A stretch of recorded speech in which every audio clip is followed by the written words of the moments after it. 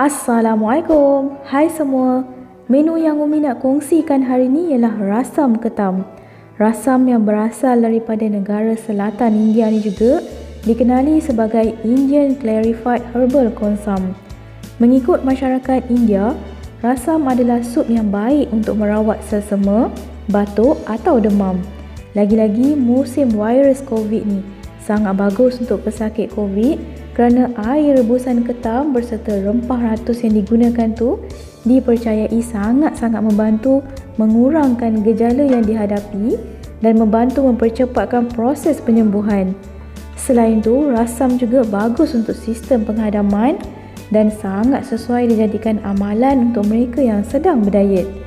Jom tengok video ni, Umi ada selitkan tips kuah rasam pekat dan sedap.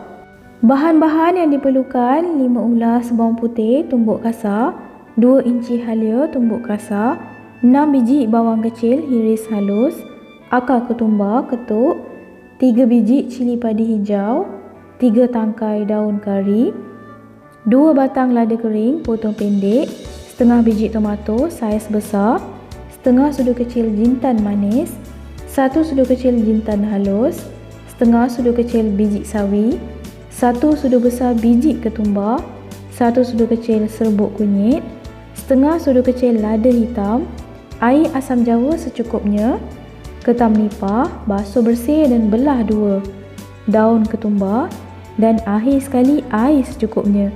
Ikut banyak mana kuah yang kita nak. Cara penyediaannya: sangai dahulu biji ketumbar, jintan halus, jintan manis dan lada hitam. Sangai ni maksudnya tumis tanpa menggunakan minyak. Sangai hingga naik bau wangi rempah ratusnya tu, barulah rasa kuah rasam akan lebih kau, sebab aroma dari rempah ratus itulah yang buat makin bertambah sedap. Dah siap sangai, masukkan dalam lesung batu. Tumbuk rempah ratus ni hingga betul-betul halus.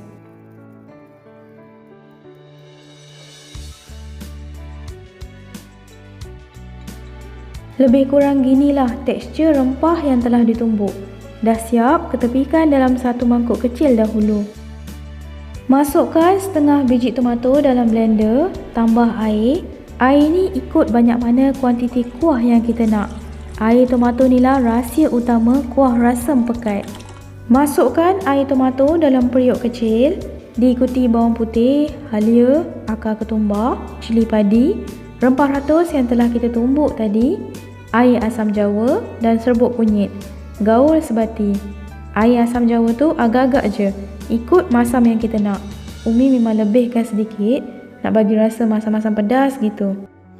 Kemudian masukkan ketam. Tak perlu tunggu kuah rasam ni panas baru nak masukkan ketam ya.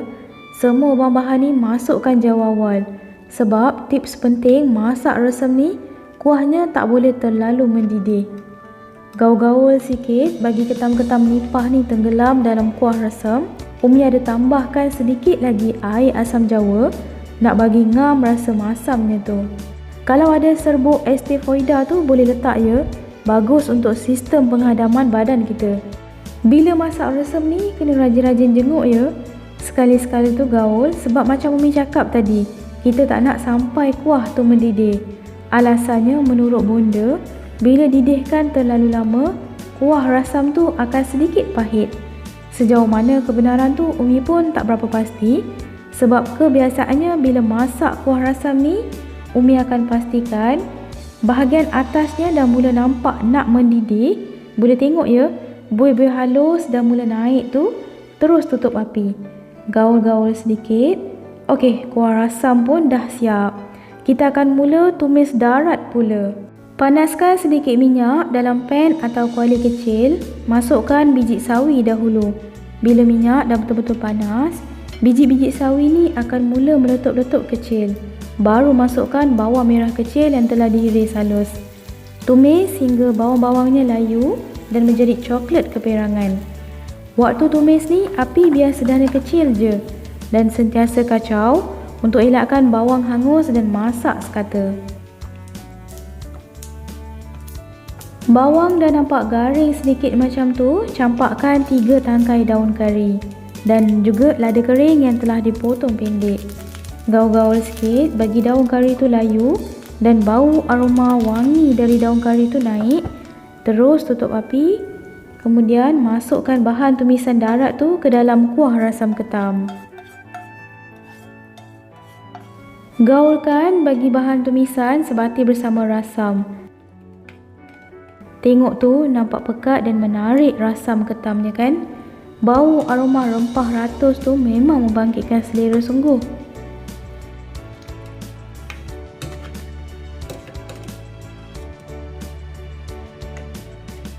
Akhir sekali, taburkan dengan daun ketumbar sebagai penambah rasa kick pada rasam ketam ni.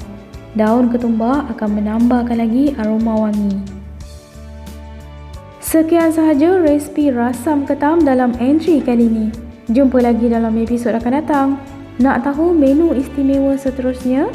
Jangan lupa subscribe dan tekan lonceng pertama untuk dapatkan notification video terbaru di channel Umi.